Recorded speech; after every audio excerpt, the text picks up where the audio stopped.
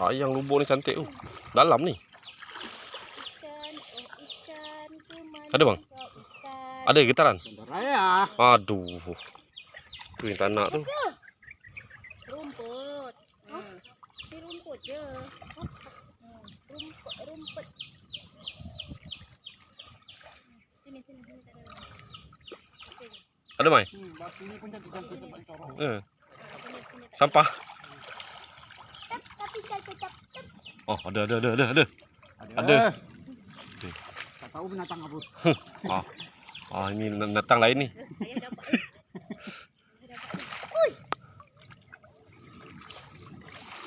Ada ni binatang apa ni? Li macam tu. Li macam ni binatang ni. Nak tak nak dia pegang tu. Ya awak dah.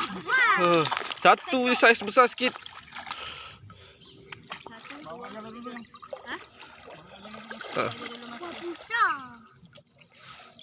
Apa bawa je kak, nanti yang kecil-kecil tu.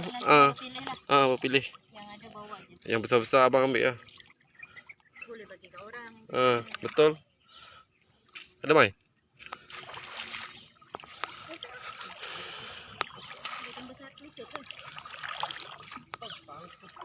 Ha? Sangkut batu tu. Lucut dah tu. Macam ni.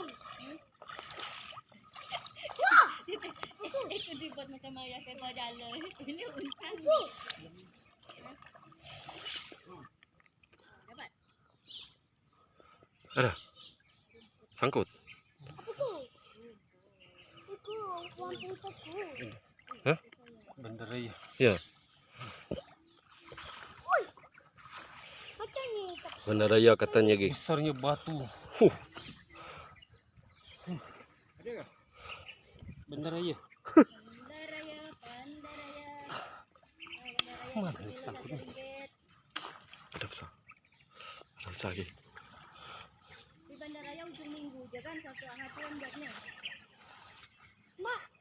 Ada besar geng. Katanya geng. Geng, kita tengok geng. Kita tengok. Oh, ada besar.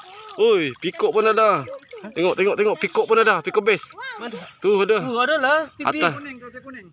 Biar kuning pun ada. Mantap lagi. Atas ni ada. Ni dah. Ada 2 ekor boleh. Okey kak, ada 2 ekor.